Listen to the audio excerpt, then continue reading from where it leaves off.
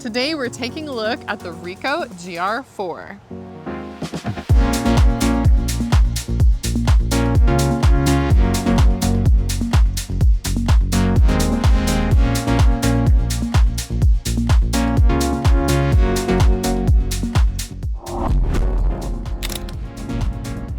This is the brand new RICOH GR IV. Now, it's the 4th generation and a very popular, almost underground cult-like camera that people are swarming to for generations. Yeah, there's a big following for this, and people have been waiting a long time for this new 4th generation of this camera. And it has a new lens, some features that improve the overall experience of using it. And so we have a lot to talk about. Let's get into it. All right, Evan, let's talk about sort of the concept of this camera. I mean, years ago, RICOH said, let's make the smallest, highest quality combination camera that we possibly can make. And so they really strive to pursue that in all the generations. Yeah, and I think there's a lot of nostalgia with this camera, you know, having a film camera that was like a tiny little compact. It's sort of your everyday carry, you can fit it in your pocket. And this camera surrounds a 26 megapixel backside illuminated APS-C sensor. So it's all about having awesome image quality. We're going to talk about the new lens in a little bit too, but first of all, let's just talk about the physicality of it. I mean, it is a very lightweight, small, stealthy, all blacked out camera, so I quite like that. And it is truly pocketable. I mean, it fits in any shirt pocket, any pants pocket, right? That's where I think this camera is really going to excel. It is the smallest, highest quality camera combination I think that's out there. Yeah, it kind of took up that same space and feeling in my pocket as a smartphone. It's 262 grams or just under 10 ounces. And this camera is truly compact. They've made it smaller than the predecessor while still maintaining a little bit of a grip to it. So it feels nice in your hands. It's not weather sealed or anything like that, so you kind of have to baby this camera a little bit more than you would other cameras. It's not meant to be like a super rugged unit, but this camera is definitely designed to be something that you can bring around with you everywhere and have it as an extra camera. So you get very good image quality that's gonna really resolve that 26 megapixels in a fairly large sensor for a compact camera. Now, when it comes to the layout of controls on this camera, we don't have a lot of real estate because it is such a small camera. Now, RICOH's done a very good job with the controls. They're really well laid out, logical as well, but it's the functionality that I really like and how some of the controls are dual purpose.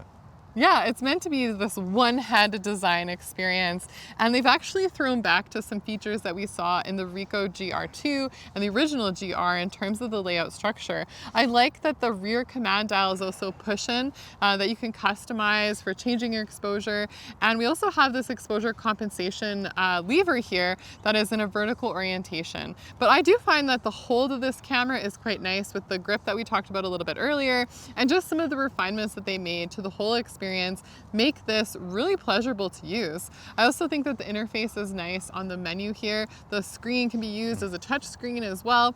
And on the side, we also have this video mode button that can also be used to switch between your two different types of memory.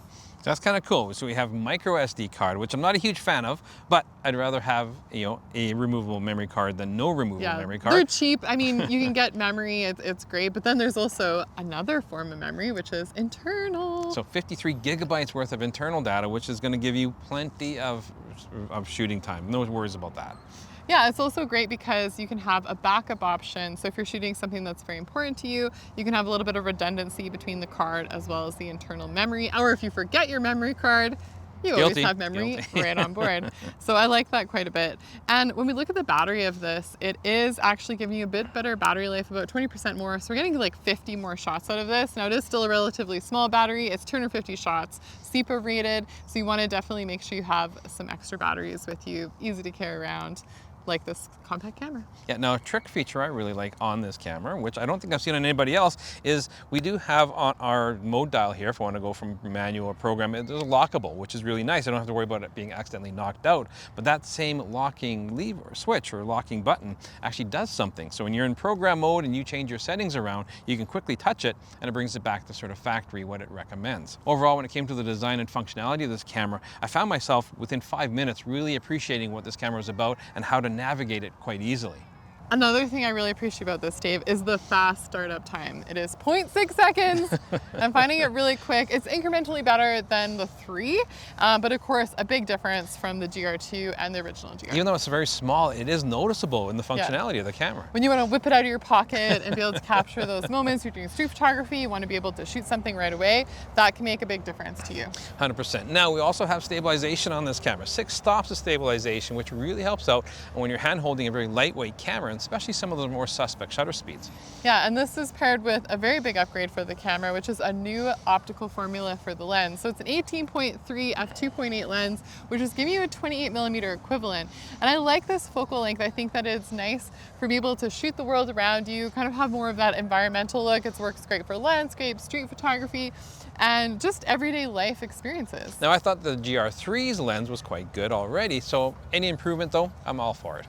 When we think of the image quality, I mean, that's the heart of everything. This is why you'd want to carry a compact camera like this, is if you can get awesome image quality. And I think we're seeing that with this camera. This 26 megapixel backside illuminated APS-C size sensor definitely delivers. We're seeing better ISO performance. These files are very nice to work with. And I think we're also seeing the resolving power of this new optical formula. We're getting better edge-to-edge sharpness. And I think that the image quality overall is a nice significant bump.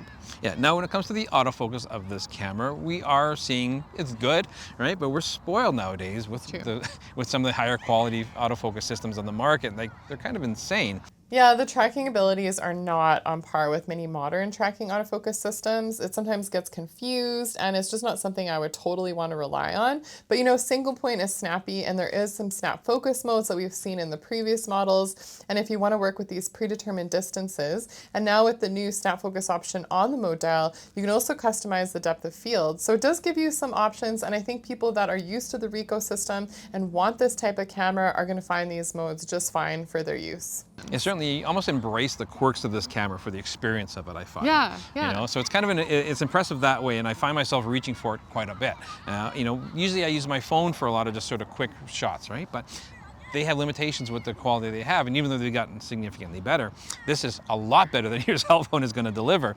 But it's that whole experience and just wanting to go out and shoot with something, but not being weighed down or tied down by something much bigger. Yeah, you have a much bigger sensor, much better optics than you would with a smartphone. And so I think that if you're someone that wants something that's truly pocketable to bring around with you, this definitely fits the bill. Now, of course, speaking of the bill, the price out of the gate for this is higher than the predecessors were at launch. A lot has changed in those years since the previous model. One of the things is we are starting to suspect that a lot of times tariffs are being baked into these launch prices for new cameras, but also I think that there's a lot of demand for this, and so they can kind of get away with having a higher price point because this camera is going to sell. There's a big enough following for it that people are really excited, and I don't think it's going to be a problem for RICOH. No, I mean, obviously there is a big market for fixed focus lenses, fixed focus cameras. I mean, Leicos had great success with their Q series of cameras. You know, Fuji's had amazing success with the X100 and even the R100 RF, but they're all bigger, heavier, and significantly more expensive than this camera is here. Yeah, and there's nothing else that's exactly like this on the market. It is kind of in its own unique category. And so again, I think that a lot of people are going to be excited. But I, of course, want to know, what do you guys think of the RICOH GR IV? Does this check a lot of the boxes for you? Do you think they've made enough upgrades to justify this price point? Let us know in the comments below. And are you an existing GR3 user, and is this enough of a difference for you to upgrade to the GR4? Follow us on Instagram. And if you're new to our channel, please subscribe, hit that notification bell. It's been Dave and Evelyn from the Camera Store. We'll catch you again very soon. Hey, thanks for sticking around and watching this episode on the RICOH GR4. If you want to check out more of our recent content, click up here. And if you're Canadian, you want to shop local, check out thecamerastore.com down here.